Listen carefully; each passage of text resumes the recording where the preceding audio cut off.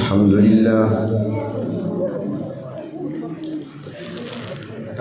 لله الذي أنزل على عبده الكتاب ولم يجعل له عوجا تبارك الذي جعل في السماء بروجا وجعل فيها سراجا وقمرا منيرا وأشهد أن لا إله إلا الله وحده لا شريك له وأشهد أن سيدنا ومولانا محمدا عبده ورسوله أما بعد فأعوذ بالله من الشيطان الرجيم بسم الله الرحمن الرحيم هو الذي أرسل رسوله بالهدى ودين الحق ليظهره على الدين كله وكفى بالله شهيدا محمد رسول الله وقال الله تعالى وما محمد أبا أحد من رجالكم ولكن رسول الله وخاتم النبيين وقال الله تعالى وما أرسلناك إلا رحمة للعالمين صدق الله مولانا العظيم مولاي صل وسلم دائما أبدا على حبيبك خير الخلق كلهم. قابل صدر احترام صدر مجلس،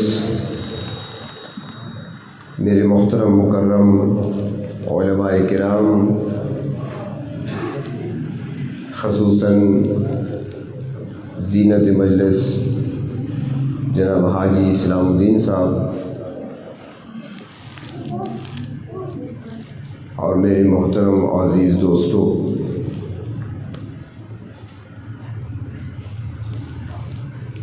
ماہ ربیع الاول کی مناسبت سے سیرت طیبہ کے عنوان سے مختلف مساجد میں مختلف مقامات پر گفتگو ہوتی رہی ہے، اور یہ بات پہلے بھی کئی مرتبہ میں عرض کر چکا ہوں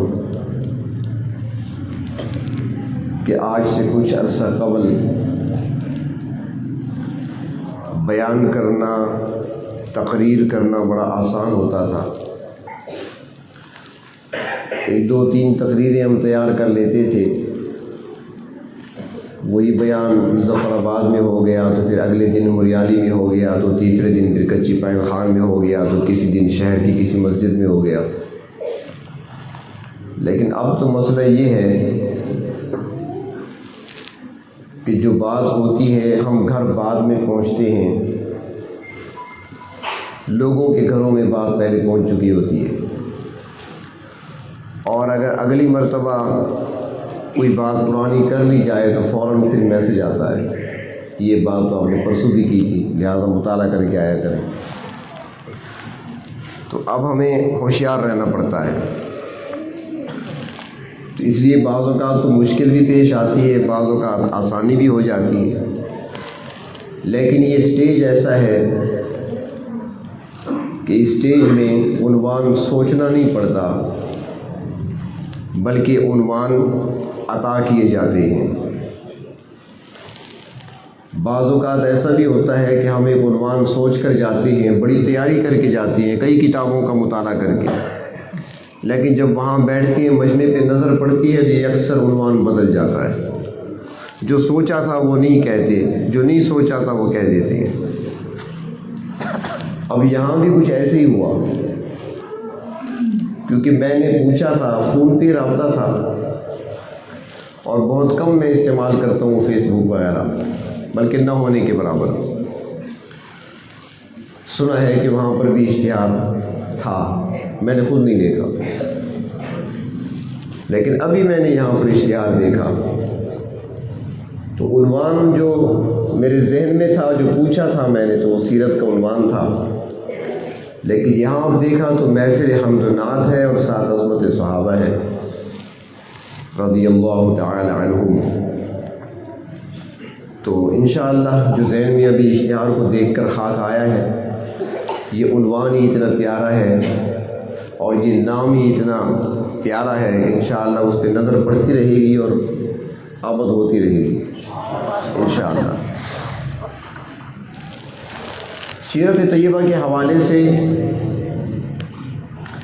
اتنی بات سمجھنا ضروری ہے کہ اللہ تبارک و تعالی نے انبیاء علیہ السلام کا جو سلسلہ حضرت آدم علیہ السلام سے شروع فرمایا، وہ سلسلہ چلتا رہا حضرت عیسیٰ علیہ السلام تک۔ 1,24,000 کم و بیش انبیاء علیہ السلام تشریف لائے اور 313 رسول تشریف لائے۔ آخر میں اللہ تبارک و تعالی نے اس سلسلے کو، سلسلہ نبوت کو جب مکمل کرنا چاہا تو اپنے محبوب رحمت کائنات جناب محمد الرسول اللہ صلی اللہ علیہ وسلم کو مبعوث فرمایا، اور پھر آپ صلی اللہ علیہ وسلم کو تمام کمالات کا جامع بنا دیا، یعنی کہ جتنے علوم اللہ تبارک و تعالی نے حضرت آدم علیہ السلام سے لے کر حضرت عیسیٰ علیہ السلام تک انبیاء علیہ السلام کو جو علوم عطا فرمائے تھے، وہ سارے علوم اللہ نے اپنے محبوب کو عطا فرما دیے۔ میں ایسے نہیں کہہ رہا، اللہ کے رسول نے خود فرمایا اوتیت علم الاولین والآخرین، کہ مجھے اولین و آخرین کا علم دیا گیا ہے۔ جتنے اوصاف اللہ تبارک و تعالی نے حضرت آدم علیہ السلام سے لے کر حضرت عیسیٰ علیہ السلام تک انبیاء علیہ السلام کو عطا فرمائے، وہ سارے اوصاف یکجا کر کے اپنے محبوب کے دامن میں ڈال دیے۔ اس لیے تو کسی نے کہا ہے نا کہ حسن یوسف دم عیسیٰ ید بیضا داری، یہ سارے کمالات آپ ہی کی ذات میں ہیں۔ اور قاسم العلوم والخیرات حضرت مولانا قاسم نانوتوی رحمۃ اللہ علیہ نے فرمایا تھا، اس کا اردو ترجمہ کرتے ہوئے، کہ جہاں کے سارے کمالات ایک تجھ میں ہیں، جہاں کے سارے کمالات ایک تجھ میں ہیں، تیرے کمال کسی میں نہیں مگر دو چار۔ اگر آپ کے کمالات میں سے کسی کو ملا ہے تو 1 2 3 ملے ہیں، لیکن آپ کو تمام کے کمالات اکٹھے عطا کیے گئے۔ دیکھا جائے اللہ رب العزت نے حضرت یوسف علیہ السلام کو حسن دیا، ایسا حسن جس کے چرچے آج تک ہو رہے ہیں۔ حسن یوسف کی مثالیں دی جاتی ہیں، حسن یوسف ضرب المثل بن چکا ہے پوری دنیا میں۔ حسن عطا کیا تھا ایک مرتبہ ام المومنین حضرت عائشہ صدیقہ رضی اللہ تعالی عنہا کے سامنے تذکرہ ہوا حضرت یوسف علیہ السلام کے حسن کا، تو ام المومنین فرماتی ہیں کہ تم نے یوسف کا حسن تو سنا ہے، میرے محبوب کا حسن نہیں دیکھا۔ اور پھر فرمانے لگی کہ ذرا غور تو کرو کہ حضرت یوسف علیہ السلام کو اللہ نے حسن دیا، ایسا حسن دیا، ایسا حسن دیا کہ جب مصر کی عورتوں نے دیکھا حضرت یوسف علیہ السلام کے حسن کو تو اپنی انگلیاں کاٹ بیٹھی۔ وَقَطَّعْنَ أَيْدِيَهُنَّ سورۃ یوسف پہ آتا ہے کہ اپنی جو چھریاں پھل کاٹنے کے لیے ان کو دی گئی تھی وہ ان کے ہاتھوں پہ چل گئیں، انگلیاں کاٹ بیٹھیں۔ ام المومنین فرماتی ہیں، حضرت عائشہ صدیقہ فرماتی ہیں، سنا ہے تم نے، پڑھا ہوگا تم نے قرآن میں کہ انہوں نے انگلیاں کٹوا دی تھی اپنی، لیکن فرمایا وہاں انگلیاں کٹانے والی ہیں، یہاں دیکھو میرے محبوب کا حسن جنہوں نے دیکھا ہے، انگلیاں نہیں کٹوائیں، گلے کٹوا دیے۔ اور پھر دوسرا فرق کہ سورت یوسف کا مطالعہ کرو اور دیکھو کہ مصر کی عورتوں نے حضرت یوسف کے حسن کو دیکھ کر انگلیاں تو اپنی کاٹ ڈالیں، لیکن بہتے ہوئے خون کو دیکھ کر پریشان ہو گئیں۔ یہ کیا ہوا؟ انگلی کٹ گئی، خون بہنے لگا، قطرہ خون کا نکل آیا۔ فرمایا حسن یوسف کو برداشت نہ کیا، انگلیاں کٹیں لیکن خون دیکھ کر پریشان ہوئیں، اور یہاں حالت یہ ہے کہ گلے کٹوا دیے۔ پریشانی کیا بات ہے، گلا کٹتے وقت کہہ دیا فزت ورب الکعبہ، رب کعبہ کی قسم میں کامیاب ہو گیا ہوں۔ تو اللہ تبارک و تعالیٰ نے حسن ایسا عطا فرمایا۔ تو کسی نے کہا ہے نا کہ کہتے ہیں جس کو حسن وہ حسن رسول ہے، یہ کہکشاں تو آپ کے قدموں کی دھول ہے۔ سواری دوڑاتی ہیں تو دھول گرد اڑتی ہے نا، تو فرمایا کہ کہکشاں یہ تارے جو نظر آتے ہیں کیا ہیں؟ جب معراج پہ گئے تھے نا براق پر، جب سواری کی تھی آپ نے، تو اسی کی گرد اڑی ہوئی نظر آتی ہے جو چمک رہی ہے۔ آپ کے حسن کو تشبیہ دی ہے۔ اس لیے کسی نے پوچھا کہ اللہ نے حسن جو پیدا فرمایا آدھا تو یوسف کو مل گیا، آدھا تو کائنات میں تقسیم ہوا، تو اللہ نے اپنے محبوب کے لیے کیا رکھا؟ پھر آدھا حسن یوسف لے گئے، آدھا تقسیم ہوا۔ تو کہنے والے نے کہا تم نے سمجھا ہی نہیں، اللہ نے جو حسن پیدا فرمایا آدھا یوسف کو دیا، آدھا تقسیم کر دیا، محبوب کی باری آئی، اللہ نے حسن نہیں جمال دیا ہے، جو حسن سے بڑھ کر ہے۔ اللہ تبارک و تعالیٰ نے اپنے محبوب کو صرف حسن نہیں دیا بلکہ جمال عطا فرمایا ہے۔ حضرت ابراہیم علیہ السلام کو اللہ رب العزت نے ہجرت کی سعادت عطا فرمائی، اور قرآن حکیم میں اس کا تذکرہ آتا ہے کہ میرا خلیل وہ ہے جس نے میری خاطر اپنے گھر بار کو چھوڑ دیا تھا، اپنے وطن کو چھوڑ دیا تھا، اپنے دوست و احباب کو چھوڑ دیا تھا، علاقے کو چھوڑ دیا تھا، بابل سے چلے تھے اور جا کر فلسطین میں قدم جمائے تھے اپنے۔ اگر ابراہیم علیہ السلام کی ہجرت کا تذکرہ آتا ہے تو امام الانبیاء صلی اللہ علیہ وسلم کی ہجرت کا تذکرہ بھی ساتھ آتا ہے۔ اگر ان کو ہجرت کی سعادت ملی ہے تو نبی اکرم صلی اللہ علیہ وسلم کو بھی ہجرت کی سعادت ملی۔ اگر حضرت موسیٰ علیہ السلام کو معجزہ ملا ہے کہ جب قوم نے پانی مانگا، اے موسیٰ پانی نہیں ہے، وضو کا پانی نہیں، پینے کا پانی نہیں، پانی ضرورت ہے، اور 6,70,000 افراد ہیں، ہمیں پانی چاہیے۔ کتنے قبیلے ہیں؟ فرمایا 12 قبیلے ہیں، آؤ میرے ساتھ۔ عصا لیا، پتھر پہ مارا، پتھر پہ مارا عصا، فانفجرت من اثنتا عشرۃ عینا، پتھر سے 12 چشمے پھوٹ نکلے۔ فرمایا 12 قبیلے ہو، اپنا اپنا گھاٹ پہچان لو، ایک ایک چشمہ اپنا سنبھال لو۔ پتھر پہ مارتے ہیں عصا، پتھر سے پانی نکلتا ہے۔ پتھروں سے پانی نکلنا کمال کی بات نہیں ہے، پانی ہمیشہ پتھروں سے ہی نکلا کرتا ہے، پانی ہمیشہ پہاڑوں سے آیا کرتا ہے، پانی ہمیشہ چٹانوں سے آیا کرتا ہے۔ اللہ نے اپنے محبوب کو بھی کمال دیا، یہ صفت، یہ وصف عطا فرمایا۔ صحابہ کرام آئے تھے، حدیبیہ کا موقع ہے، یا رسول اللہ صلی اللہ علیہ وسلم پانی ختم ہو گیا، ہم نے وضو بنانا ہے۔ آپ نے فرمایا کوئی پانی نہیں۔ عرض کیا اللہ کے محبوب کچھ نہیں بچا ہمارے پاس، نہ وضو کا پانی ہے نہ پینے کا پانی ہے، پیاسے بھی ہیں، وضو بھی کرنا ہے۔ فرمایا جو تھوڑا بہت ہے وہ تو لے آؤ۔ ایک برتن میں چند قطرے پانی کے لائے گئے، یا رسول اللہ صلی اللہ علیہ وسلم بس یہی پانی ہے۔ آپ نے اپنا ہاتھ مبارک رکھا، یوں رکھا، حدیث شریف میں آتا ہے انگلیوں کو کھول کر 4 انگلیاں برتن میں ایسے رکھ دیں۔ حضرت انس فرماتے ہیں میں نے اپنی آنکھوں سے دیکھا کہ 4 انگلیوں سے پانی تیزی سے پھوٹ رہا تھا جیسے چشمے سے پانی ابلتا ہے۔ سارے صحابہ آئے، پانی جی بھر کر پیا، سیر ہو کر پانی پیا۔ آپ نے فرمایا آؤ وضو بناؤ، تمام نے وضو بھی کیا، پانی بہ رہا ہے جاری ہے برتن میں، سب نے وضو کیا، سب نے پانی پی لیا، سیر ہو گئے۔ پوچھا گیا حضرت انس سے تمہاری تعداد کتنی تھی؟ فرمایا ہماری تعداد 1500 تھی، 1-2 نہیں 1500۔ لیکن ساتھ فرماتے ہیں کہ تعداد کا نہ پوچھو، اگر اس دن ہم 1 لاکھ ہوتے تب بھی پانی کافی تھا۔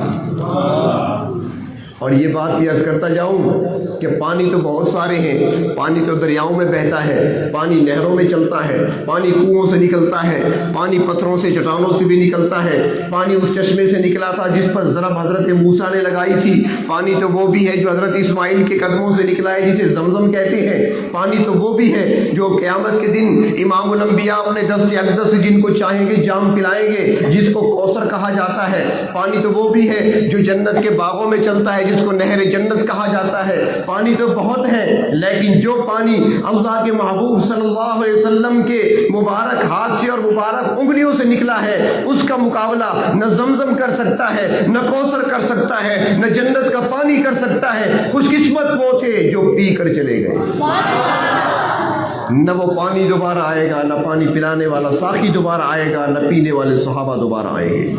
وہ خوش قسمت تھے جنہوں نے پانی پیا، ان کا مقابلہ کون کر سکتا ہے؟ ہم تو نعت بھی ہے اور ساتھ عظمت صحابہ بھی ہے نا، اس لیے میں ساتھ ہی چل رہا ہوں، اس لیے میں ساتھ ساتھ چل رہا ہوں۔ بہر طور اللہ تبارک و تعالیٰ نے اگر حضرت عیسیٰ علیہ السلام کو بلندیوں پر اٹھایا، آسمانوں پر اٹھا لیا، حضرت عیسیٰ علیہ السلام کو لے گئے، لیکن بہت اونچی اڑان تھی حضرت عیسیٰ کی، اونچی پرواز تھی حضرت عیسیٰ کی، آسمانوں کی طرف اٹھے لیکن دوسرے آسمان تک پہنچے، دوسرے آسمان تک پہنچے، وہاں جا کر رک گئے۔ جب آئی باری اللہ کے محبوب کی، فرمایا محبوب آسمان کیا ہوتے ہیں، میں تمہیں عرش پہ بٹھاؤں گا۔ بلندیوں پہ لے گئے، ساتوں آسمانوں کو عبور کرا دیا، ساتوں آسمانوں کو پار کرا دیا، عرش تک لے گئے اپنے محبوب کو۔ میں عرض یہ کر رہا ہوں کہ جتنے اللہ تبارک و تعالیٰ نے انبیاء علیہ السلام کو اوصاف عطا کیے، جتنے اللہ تبارک و تعالیٰ نے انبیاء علیہ السلام کو علوم عطا فرمائے، جتنے اللہ تبارک و تعالیٰ نے باقی انبیاء پر انعام فرمایا، وہ سارے انعامات، وہ سارے اوصاف، وہ سارے علوم جمع کر کے اللہ نے اپنے محبوب کی گود میں ڈال دیے۔ بلکہ میں تو یہ بھی عرض کروں گا کہ حضرت سلیمان علیہ السلام کو اللہ نے ایک معجزہ دیا تھا، یہ تو آپ نے بھی سنا ہوگا۔ پرندوں کی بولیاں سمجھتے تھے، پرندوں سے بات کیا کرتے تھے، پرندے ان سے بات کیا کرتے تھے۔ ایک لطیفہ یاد آ رہا ہے، سناتا جاؤں، موقع پہ آ گیا، شاید آپ کے کبھی کام آ جائے۔ ایک مرتبہ ایک کبوتری آ گئی حضرت سلیمان علیہ السلام کی خدمت میں، اور آ کر عرض کرنے لگی کہ اللہ کے نبی، میں بیٹھی ہوئی تھی اپنے کبوتر کے ساتھ، ہماری بڑی مزے کی آپس میں باتیں ہو رہی تھیں، محبت کی باتیں ہو رہی تھی ہماری، میاں بیوی تھے نا، کبوتر اور کبوتری۔ شکاری وہاں سے گزرا، اس نے کبوتر پہ وار کیا، اسے مار ڈالا، شکار کر لیا اسے۔ شکوہ لے کر آئی ہوں، مقدمہ لے کر آئی ہوں۔ حضرت سلیمان علیہ السلام کہنے لگے بھئی تمہیں تو اللہ نے پیدا ہی انسانوں کے لیے کیا ہے، تمہارا گوشت تو حلال ہے انسان کے لیے، اور شکاری کو اجازت دی گئی ہے، اسلام نے اجازت دی ہے، شریعت نے اجازت دی ہے، ہر نبی کی شریعت نے کہ شکاری شکار کر سکتا ہے۔ اس نے شکار کر لیا، اس میں کون سی بڑی بات ہے؟ حلال پرندہ ہے، اسے گوشت چاہیے تھا، شکار کیا، کھا لیا، تم اپنا دفاع خود کیا کرو، ہم شکاری کو نہیں روک سکتے شکار کرنے سے۔ ہاں تمہیں یہ کہہ سکتے ہیں اپنی احتیاط کیا کرو، آنکھیں کھول کر بیٹھا کرو، آنکھیں بند کر کے نہ رہا کرو۔ کبوتری کہتی ہے حضرت سلیمان علیہ السلام سے کہ میرا یہ شکوہ نہیں کہ شکار کیوں کیا، میرا شکاری سے گلہ کوئی نہیں،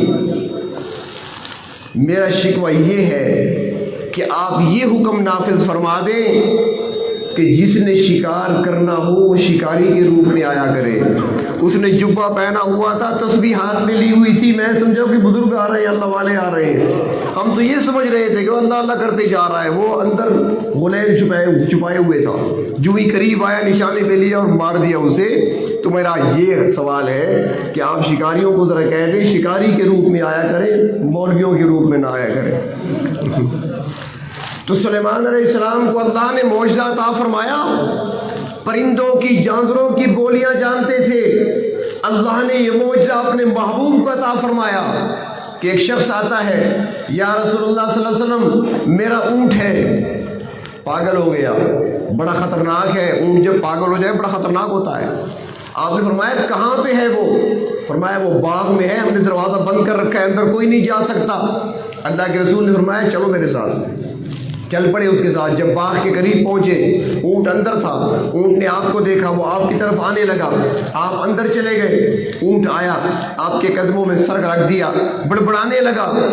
اللہ کے رسول نے اس کے مالک کو بلایا، صحابہ ڈرے ہوئے تھے کہ اونٹ پاگل ہے، اللہ کے رسول کہاں تشریف لے گئے، لیکن جب بات ہو گئی آپ نے بلایا مالک کو، ادھر آؤ، اونٹ تو تیرا شکوہ کر رہا ہے کہ ساری زندگی میں نے اس کی خدمت کی ہے، جب میں جوان تھا مجھ پہ وزن لادا کرتا تھا، مجھ پہ سواری کیا کرتا تھا، مجھ سے کام لیا کرتا تھا، صبح مجھے جگاتا تھا، شام تک کام میں مصروف رکھتا۔ اب جب بوڑھا ہو گیا ہوں، اب مجھ میں ہمت نہیں رہی، اب جب وزن میں نہیں اٹھا سکتا، اب میں جب زیادہ چل نہیں سکتا، تو آج یہ میرے لیے چھری کو تیز کر رہا ہے، ذبح کرنا چاہتا ہے۔ وہ تو شکوہ کر رہا ہے، پاگل نہیں ہے وہ تمہارا۔ تو اونٹ نے بات کی اللہ کے رسول سے، اور واقعہ آتا ہے ایک موقع ایسا آیا کہ ہرنی نے بات کی ہے اللہ کے رسول کے ساتھ۔ جانوروں کی بولیاں اور یہ فن اللہ نے آپ کو بھی عطا فرمایا، اور جانور آپ سے بھی گفتگو کیا کرتے تھے۔ اگر یہ معجزہ حضرت سلیمان کو ملا ہے تو یہ معجزہ اللہ نے اپنے محبوب کو بھی عطا فرمایا صلی اللہ علیہ وسلم۔ بلکہ میں یہاں پر ایک جملہ اور عرض کروں گا کہ اللہ تبارک و تعالی نے جو سابقہ انبیاء علیہ السلام کو اوصاف عطا فرمائے تھے، جو اللہ تبارک و تعالی نے سابقہ انبیاء علیہ السلام کو کمالات عطا فرمائے تھے، وہ کمالات اللہ نے اپنے محبوب کے صحابہ کو عطا فرما دیے۔ اگر حضرت سلیمان علیہ السلام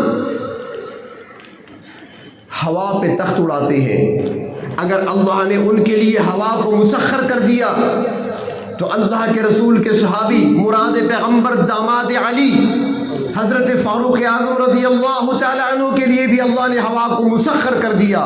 مدینے میں کھڑے ہو کر پیغام دیتے ہیں، سینکڑوں میل دور ساریہ تک ہوا آواز آپ کی پہنچا دیتی ہے۔ حضرت ایوب علیہ السلام بیمار ہیں، 18 سال بیماری گزاری۔ روایات میں آتا ہے کہ بیماری کے عالم میں جب شہر سے باہر جنگل میں ایک جھونپڑے میں تھے، بیماری کے ایام تھے، تو ان دنوں میں پروردگار عالم کی طرف سے عیادت ہوتی تھی، سلام کیا جاتا تھا، پوچھا جاتا تھا ایوب کیسے ہو تم۔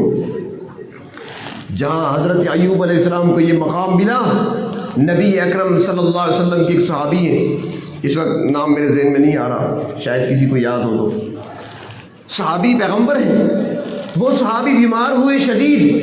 حدیث شریف میں آتا ہے جب بیمار ہوئے چارپائی سے لگ گئے، فرمایا روزانہ اللہ کے فرشتے سلام کرنے آیا کرتے تھے۔ معجزہ حضرت ایوب علیہ السلام کا ہے کہ وہ اللہ نے اپنے محبوب کی امت کے اندر بھی وہ کمال اور وہ خاصیت رکھ دی ہے۔ اللہ تبارک و تعالیٰ نے حضرت داؤد علیہ السلام سے کام لیا۔ حضرت داؤد علیہ السلام نے 9 عمری میں، ابھی جوانی کو چڑھ رہے تھے، 9 عمری تھی، اس عمر میں لڑکپن سے نکل کر جوانی کی طرف آ رہے تھے، اس عمر میں اللہ نے ان سے کام لیا کہ اس وقت کے جابر بادشاہ جالوت کو حضرت داؤد علیہ السلام قتل کرتے ہیں، تو اللہ نے وہ کام اس امت کے علی المرتضیٰ سے لیا۔ جبکہ احزاب کے موقع پر، غزوہ خندق کے موقع پر، ایک بہت بڑا عرب کا مشہور پہلوان اور شہ سوار عبد ود جب خندق عبور کر کے اندر آیا، یہ وہ شخص تھا جس کے بارے میں عرب کہا کرتے تھے کہ یہ اکیلا 100 پہلوانوں پر بھاری ہے، 100 پہلوان اس کا مقابلہ نہیں کر سکتے۔ اس وقت علی المرتضیٰ لڑکپن سے نکل کر جوانی کی طرف قدم رکھ چکے تھے۔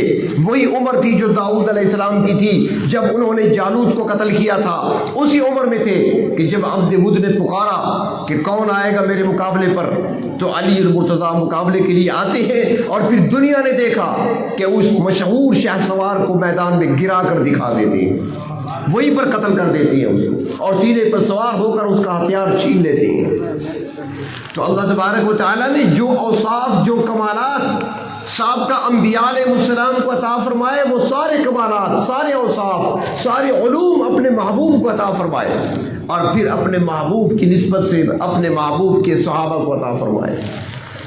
حضرت داؤد علیہ السلام زبور پڑھا کرتے تھے، فرماتی ہیں کہ ایک ہی جگہ پہ کھڑے ہو کر تھوڑے سے وقت میں مکمل زبور کی تلاوت کر لیتے تھے۔ یہ معجزہ تھا، تھوڑے سے وقت میں زبور کی تلاوت مکمل کر لیا کرتے تھے، پوری زبور پڑھ لیا کرتے تھے۔ اور اس امت میں اللہ نے اپنے محبوب کے صحابہ میں سے عثمان کو کھڑا کیا جو ایک رکعت میں پورا قرآن پڑھ لیتے تھے۔ بلکہ حضرت داؤد علیہ السلام جب تلاوت کیا کرتے تھے تو ان کی تلاوت سن کر قرآن کریم میں بھی آتا ہے پہاڑ بھی جھومنے لگتے تھے۔ داؤد علیہ السلام کی تلاوت سن کر پہاڑ جھومتے تھے۔ پہاڑ کیا ہے؟ پتھر ہیں۔ اور اللہ نے یہ کمال اپنے محبوب کی ایک امتی کو عطا فرمایا کہ جب میاں والی جیل کے اندر وہ قرآن کی تلاوت کرتا تھا تو پتھروں سے بنی ہوئی چکی چلنے لگ گئی تھی۔ اللہ تبارک و تعالیٰ نے انبیاء علیہ السلام کو جو علوم، جو کمالات، جو اوصاف عطا فرمائے وہ اپنے محبوب کو عطا فرمائے، اور پھر ان کی نسبت سے اللہ تبارک و تعالیٰ نے ان کے صحابہ کو عطا فرمایا اور ان کے ایک ایک امتی کو وہ چیزیں عطا فرما دی۔ حضرت داؤد علیہ السلام تلاوت کرتے ہیں، پہاڑ سنتے ہیں، تلاوت کرتے ہیں، پرندے سنتے ہیں۔ قرآن حکیم میں آتا ہے پرندے بھی ساتھ جھومنے لگتے، سنتے تھے، اڑان بھول جاتے تھے، پہاڑ بھی سنتے تھے۔ کمال ہے، لحن داؤدی مشہور ہے، اللہ نے آواز دی تھی، پہاڑ جھومتے ہیں، پرندے اپنی اڑان بھول جاتے ہیں، جانور چرنا بھول جاتے ہیں، جمع ہو جاتے ہیں، لیکن اللہ کے محبوب کے امتی بھی قرآن پڑھتے ہیں تو وہ کون سنتا ہے؟ اللہ کے رسول مسجد تشریف لائے، حضرت ابی بن کعب بیٹھے ہیں جو اس امت کے سب سے بڑے قاری ہیں۔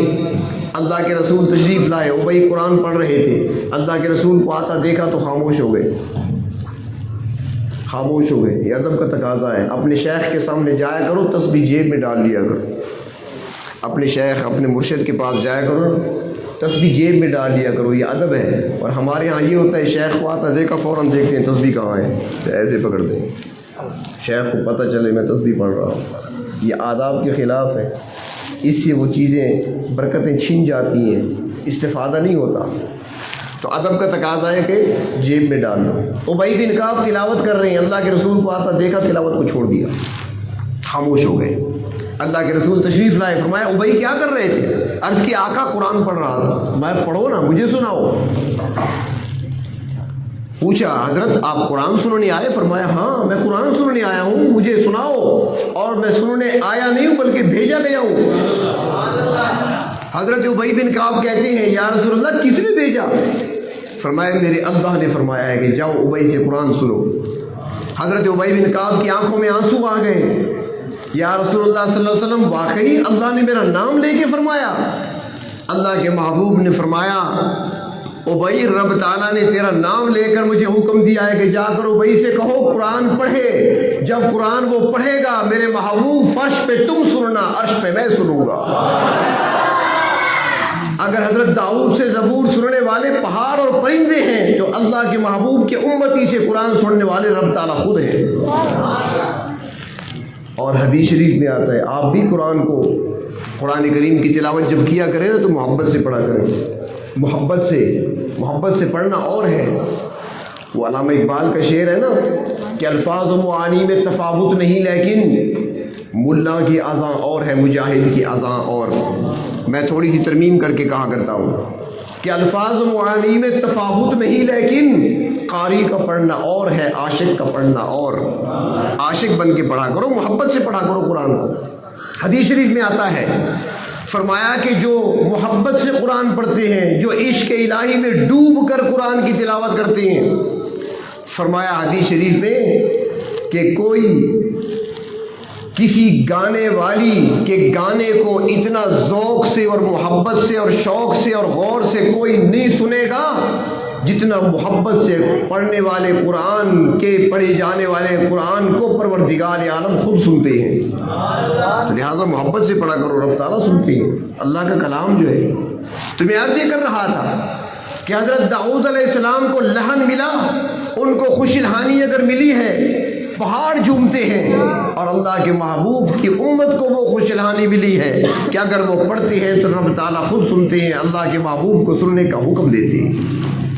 تو اللہ تبارک و تعالیٰ نے خوب نوازا، اپنے محبوب کو بھی عطا فرمایا، اور پھر وہ نسبتیں اپنے محبوب کے صحابہ کو عطا فرمائی، اور ان کی نسبت سے پھر امت کو وہ چیزیں عطا ہوئی۔ حضرت یوسف علیہ السلام جیل میں جاتے ہیں، اور ان کی پاک دامنی کے چرچے اور قصے قرآن میں بھی نظر آتے ہیں، حدیث میں بھی نظر آتے ہیں، اور آج تک نظر آتے ہیں۔ اور اللہ تبارک و تعالیٰ نے وہ پاک دامنی بھی اپنے محبوب کی امت میں بھی رکھ دی ہے۔ روایات میں آتا ہے کہ ایک صحابی کہیں پر گرفتار ہو گئے، کفار کے ہاں گرفتار ہوئے، قیدی بنا لیا گیا، اب جیل میں ہے، قید میں ہے۔ بادشاہ نے دیکھا بندہ بڑا مضبوط ہے، شاہ سوار ہے، بڑا مجاہد ہے، لڑنے والا ہے، جس طرف رخ کرتا ہے صفے الٹ دیتا ہے، اور دشمن کو گاجر مولی کی طرح کاٹ کر رکھ دیتا ہے۔ اگر یہ اسلام کو چھوڑ دے تو میں اس کو اپنا سپہ سالار بنا لوں گا، کمانڈر بنا دوں گا۔ تو اس نے بڑی کوشش کی کہ دین چھوڑ دے، اس نے کہا نہیں ہو سکتا، بڑی کوشش کی، کامیاب نہیں ہوا، آخر جیل میں ڈال دیا۔ پھر بڑے وہاں پر بھوک دی، پیاس دی، کھانے کو کچھ نہ دیا، پینے کو کچھ نہ دیا شاید، لیکن ایمان جس کو مل جائے، پھر وہ پکا ایمان جس کو نصیب ہو جائے، پھر اس کے قدم متزلزل نہیں ہوا کرتے۔ آخر کار ایک حربہ رہ گیا، اس نے کہا یہ آزما لیتے ہیں، اور اس سے بچنا اس کے لیے بڑا مشکل ہوگا، لہذا شہزادی کو تیار کیا گیا کہ تم جا کر اس پر محنت کرو۔ اس نے کہا منٹوں کا کام ہے، منٹوں کا کام ہے، آج کی بات نہیں، اس زمانے کی بات ہے۔ آج کل تو شہزادی کے آنے کی ضرورت ہی نہیں ہے، بس ایک پکچر بھیجنے کی ضرورت ہے، ہم سارے بک جائیں گے۔ ہوتا ہے ایسے کہ نہیں ہوتا؟ مانے یا نہ مانے مجھے پتہ ہے، ہاں کتنوں کو لکھ دیتے ہیں میری جان، میرے چاند، پتہ نہیں کیا کیا ہے، وہ غلطی سے تیزی میں لکھتے ہیں نا، کبھی کبھی ان کے لکھے ہوئے میسج ہمارے پاس آ جاتے ہیں، اور پھر فوراً وہ نمبر بلاک کر دیتے ہیں ہمارا کہ پتہ چل گیا، کیونکہ یا تو شاگرد ہوگا کوئی، یا مقتدی ہوگا۔ تو باہر تھا، اور اس زمانے میں یہ چیزیں نہیں تھیں۔ وہ شہزادی خوب بند سنور کر گئی، کھانا لے کر گئی، اس کے سامنے رکھا، اس نے جو ضرورت کی چیزیں تھی اپنی کھا لی، اس کے بعد اپنا مصلی، تسبیح اور نماز یا قرآن کی تلاوت۔ وہ بڑی بند سنور کر جاتی رہی، صبح دوپہر شام 3 ٹائم جاتی رہی، اس نے توجہ ہی نہیں کی، اس طرف دیکھا ہی نہیں ہے۔ کیوں؟ ہاں وہ کہتے ہیں نا کہ ان کا نظریہ یہ تھا کہ نہ دیکھیں گے نہ دیکھیں گے، ہم ہرگز نہ دیکھیں گے، نہ دیکھیں گے نہ دیکھیں گے، ہم ہرگز نہ دیکھیں گے کہ جن کے دیکھنے سے رب میرا ناراض ہوتا ہے۔ وہ نہیں دیکھا کرتے تھے، کہیں ان کی نظریں نہیں اٹھا کرتی تھی۔ تو بڑی کوشش کی اس نے برخلانے کی، اپنی طرف مائل کرنے کی، راغب کرنے کی کہ تھوڑا سا میری طرف مائل ہو جائے، پھر میں اس کو سنبھال لوں گی۔ وہ دیکھ ہی نہیں رہا، کھانا لیا، ضرورت کی چیز باقی ہٹا دیا، اللہ اکبر، نماز پہ کھڑے ہو گئے۔ اور پھر نماز، ہماری نماز تو ہے نہیں نا، ہماری نماز تو یہ ہوتی ہے نا کہ ہاتھ یہاں بندھے ہوئے ہیں، دماغ کہیں اور ہے، آنکھیں نظریں اور ہیں، وہ کیا کر رہا ہے، وہ کیا کر رہا ہے، ہر طرف ہم چاروں طرف دیکھ بھی رہے ہوتے ہیں، سن بھی رہے ہوتے ہیں۔ ان کی نمازیں تو اور تھیں، 2 منٹ کی نماز تو نہیں تھی، نماز کی نیت کی اور اس کے بعد سورۃ بقرہ شروع کر دی، بقرہ ختم ہوئی تو آل عمران شروع کر دی، آل عمران ختم ہوئی تو سورۃ النساء شروع ہو گئی۔ وہ تو ایسے پڑھتے تھے نمازیں۔ وہ لڑکی انتظار کرتے کرتے تھک کر چلی جاتی، دوسرے ٹائم آتی، پھر دیکھی وہ تلاوت میں لگا ہوا ہے، پھر آتی وہ ذکر و اذکار میں بیٹھا ہوا ہے۔ اسی طرح کئی دن گزر گئے، لڑکی اپنا اثر ڈال تو نہ سکی، پر اس کے ایمان کا اثر اس کے دل پہ پڑ گیا، عکس پڑ گیا دل پر۔ ایک دن کہنے لگی کہ میں آئی تو تھی آپ کو پھنسانے کے لیے، لیکن سودا کے لیے بازار گئے ہم، ہاتھ اس کے بکے جس کے خریدار گئے ہم۔ اب حالت یہ ہے کہ میں خود اپنا دل ہار چکی ہوں، بازی ہار چکی ہوں، مجھے کلمہ پڑھا دیں۔ مسلمان ہو گئی۔ اس کے بعد کہتی ہے کہ یہ آپ کو چھوڑیں گے نہیں، بڑے حربے آزما چکے ہیں، آخری حربہ یہ تھا جس میں میں آئی تھی، میں بھی بس اب کامیاب تو نہیں ہو سکی، لیکن اب میں مسلمان ہو چکی ہوں، لہٰذا اب ایسے کرتی ہیں، طریقہ میں بتاتی ہوں، یہاں سے فرار ہونا ہے، نکلنا ہے، تم نے بھی جانا ہے اور میں نے بھی تمہارے ساتھ جانا ہے۔ چنانچہ شہزادی نے 2 گھوڑے تیار کرائے اور پھر رات کی تاریکی میں راستہ دیکھ کر، موقع تلاش کر کے شہزادی بھی نکلی، وہ بھی نکلے، گھوڑوں پہ سوار ہوئے، روانہ ہو گئے، اسلامی ملک میں آ گئے، اسلامی سرحد میں داخل ہو گئے، دشمن کی حد سے باہر نکل آئے۔ تو جہاں پاک دامنی حضرت یوسف علیہ السلام کی عام ہے، جس کے چرچے کیے جاتے ہیں، تو پاک دامنی اللہ نے اپنے محبوب کے امتیوں کو بھی عطا فرما دی ہے۔ تو میں عرض یہ کر رہا تھا، جو کمالات، جو اوصاف، جو علوم اللہ تبارک و تعالیٰ نے سابقہ انبیاء علیہ السلام کو عطا فرمائے، وہ سارے علوم، سارے اوصاف اور سارے کمالات اللہ نے اپنے محبوب کو عطا فرمائے، پھر آپ صلی اللہ علیہ وسلم کی نسبت سے آپ کی امت کو بھی وہ عطا فرما دیے، اور آپ کے صحابہ کو بالخصوص وہ نعمتیں، وہ کمالات اللہ تبارک و تعالیٰ نے عطا فرمائی ہے۔